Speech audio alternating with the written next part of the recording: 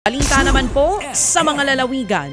Binisita ni Pangulong Bongbong Marcos Jr. ang probinsya ng Catanduanes na napuruhan nga sa paghagupit ng super bagyong Pepito.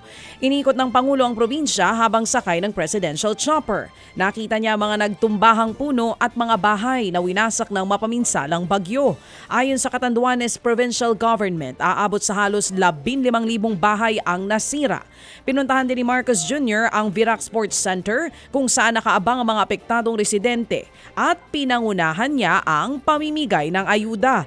Pinamamadali ng Pangulo ang pagtugon sa problema ng tubig, supply ng kuryente at linya ng komunikasyon sa probinsya ng Catanduanes.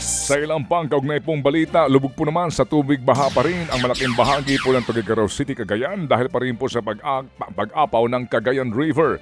Bukod sa ulang ibinaksak ng mga nagdaang bagyo ay nagpalubha sa baha. Ang sinasabi nga pong pagpapakuha ng tubig mula sa Magat Dam. Ayon po sa lokal na pamahalaan ng Tuguegarao, 40 barangay pa ang lubog sa tubig. Catch basin din ang lungsod ng tubig na nanggagaling sa iba't ibang bahagi po ng Cagayan at mga karatig lalawigan. Hanggang tuhod pa rin ang tubig sa ilang lugar. May iba pa halos umabot na rin hanggang ikalawang palapag ng bahay ang baha. Nakikipag-ugnayan po naman daw ang national government sa pamahalaan ng Tuguegarao para matulungan ang mga binahang residente. Bahari ng kalbaryo ng mga taga-Pangasinan kahit malayo na ang bagyong Pepito. Kabilang sa lubog pa rin sa baha ang bayan ng Santa Barbara dahil pa rin yan sa pagtaas ng tubig sa Sinucalan River. Sa Calasiao, Pangasinan, maraming residente ang nilulusong ang mataas na tubig. Ang reklamo tuloy ng mga residente, kapag tumagal pa ang baha, sakit na raw ang kasunod pati na ang pagbaho ng kanilang mga paa.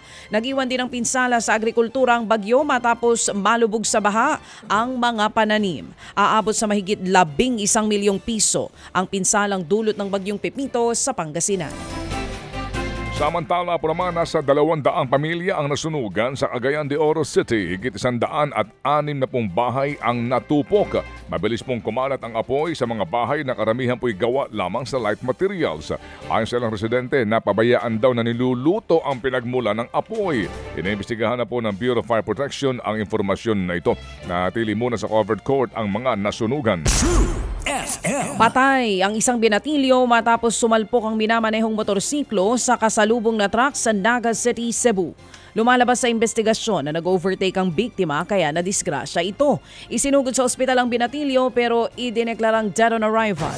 Ayon sa mga pulis, walang lisensya at rehistro ang motorsiklo. Wala ring suot na helmet ang biktima.